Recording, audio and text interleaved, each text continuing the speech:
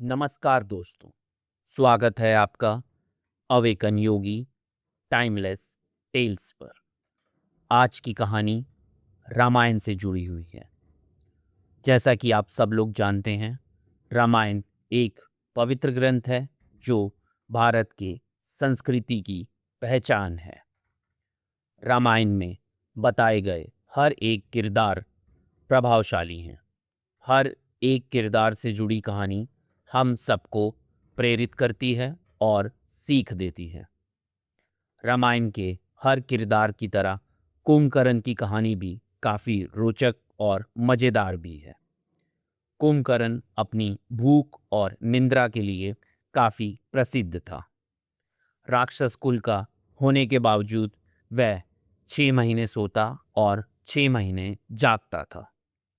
हर कोई जानता है कि कुंभकर्ण बहुत ज़्यादा सोता था, लेकिन इसके सोने के पीछे की कहानी क्या है, शायद बहुत कम लोग ही जानते हैं। तो चलिए कहानी शुरू करते हैं। कहानी जानने से पहले जानते हैं कि आखिर कौन था कुंभकर्ण। कुंभकर्ण रावण का सबसे छोटा भाई था। रावण के दो भाई थे, विभीषण और कुंभकर्ण। कुंभकर्ण की माता का नाम केकसी था, जो राक्षस कुल से थीं। वहीं उसके पिता विश्राखा ब्राह्मण कुल से थे।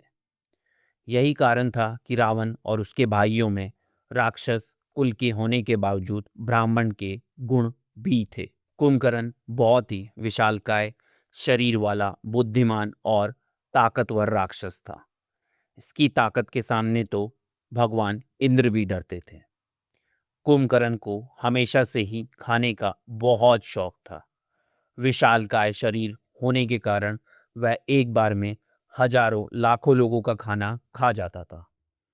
उसकी सेना और राज्य के दास खाना जुटाते जुटाते थक जाते थे, लेकिन कुंभकर्ण की भूख समाप्त नहीं होती थी।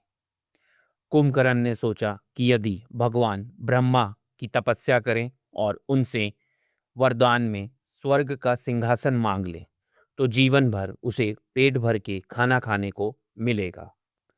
यही सोच के कुंभकर्ण और उसके दोनों भाई रावण और विभीषण भी उसके साथ तपस्या करना शुरू कर देते हैं। भगवान ब्रह्मा का नाम जपते हुए लंबे समय तक तपस्या करते हैं।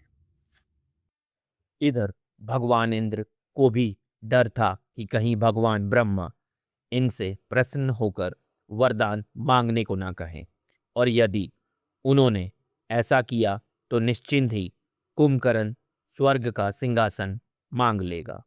ये डर उन्हें सता रहा था, और यही चिंता लेकर भगवान इंद्र माँ सरस्वती के पास जाते हैं और अपनी सारी चिंता व्यक्त करते हैं।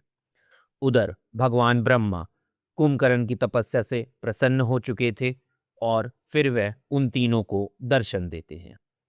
भगवान ब्रह्मा कुंभकर्ण को मनचाहा वरदान मांगने के लिए कहते हैं। कुंभकर्ण वरदान के रूप में इंद्रासन मांगने ही वाला होता है कि माँ सरस्वती उनकी जीवा पर विराजमान होकर इंद्रासन के बजाय निंद्रासन बुलवा देती हैं। रावण या कुंभकर्ण ये समझ पाते कि तब तक भगवान ब्रह्मा तथावस्तु बोल चुके होते हैं। इसके बाद जब कुंभकर्ण और रावण को इस बात का एहसास होता है, तो वह भगवान ब्रह्मा को वरदान वापस लेने के लिए कहते हैं। लेकिन भगवान ब्रह्मा कहते हैं कि एक बार दे दिया गया वरदान वापस नहीं लिया जा सकता। इधर कुंभकर्ण को भी अपनी गलती का एहसास हो जाता है। वह भगवान ब्रह्मा के सामने रोने गिड़गिड़ाने लगते हैं।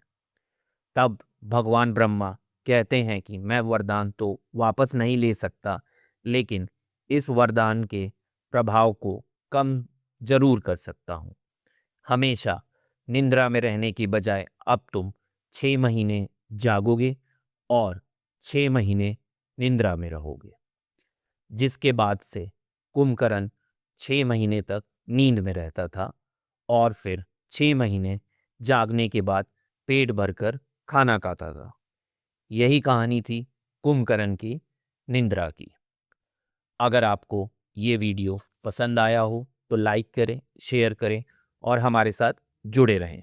धन्यवाद। फिर मिलेंगे अगले वीडियो में।